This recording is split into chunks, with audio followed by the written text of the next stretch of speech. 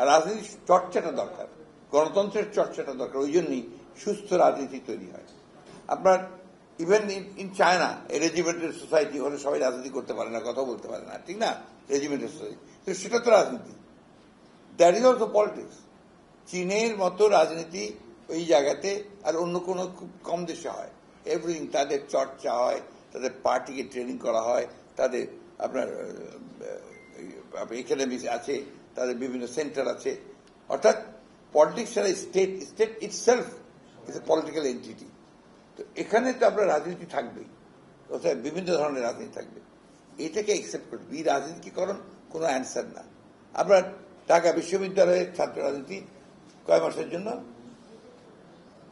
জন্য বন্ধ করেছে, অনির্দিষ্টকালের জন্য। এটাকে আমি পুরোপুরি মনে করি এটা একটা খারাপ পদক্ষেপ। কারণ মাথা ব্যথার জন্য মাথা কেটে ফেলে দিতে হবে, এটা কোনো অ্যান্সার নয়। ট্রাই টু সর্ট আউট যখন কোথায় সমস্যাটা কি হচ্ছে সেটাকে আমরা সমাধান করার চেষ্টা করি।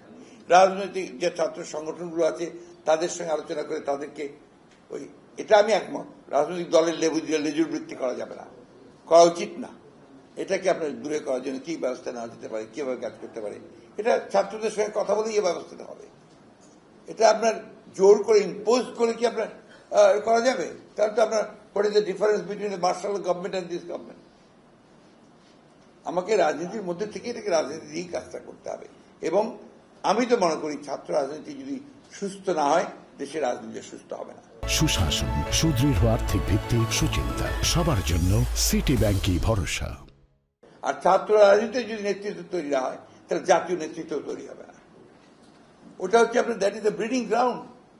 ওইখানে তৈরি হয়, ওখানে রিক্রুটমেন্ট হয়, ব্যুরোক্রেসিতে বলেন, পলিটিক্সে বলেন, সবকিছু ওইখান থেকেই আসবে। এবং আমাদের ছেলেপেলেরা যে আপনার রাজনীতি বিমুখ হয়ে গিয়েছিল তার কারণ হচ্ছে যে আপনার ছাত্র রাজনীতি চলে গিয়েছিল শিক্ষা প্রতিষ্ঠানগুলো থেকে। এখন আবার তারা আসতে শুরু করেছে। এইসব যদি আমরা বন্ধ করে দিই তাহলে কারা লাভবান হবে? যারা অন্ধকারের মধ্যে কাজ করে তারা লাভবান হবে, যারা আন্ডারগ্রাউন্ডে গিয়ে কাজ করে তারা লাভবান হবে। এটাকে ওপেন রাখতে হবে এবং রাজনীতিকে ওইভাবে মোটিভেট করতে হবে যেন ভালো রাজনীতি হয়, সুস্থ রাজনীতি হয়। আর যে ওগুলোকে আইন করে বন্ধ করতে হবে, হল দখল, সিট দখল, আপনার যে গণ রুম টুম, এগুলো বন্ধ করতে হবে। এবং এগুলো করা যায়, দ্যাট ইজ পসিবল। সংস্কারের জন্য 6টা কমিশন গঠন করা হয়েছে।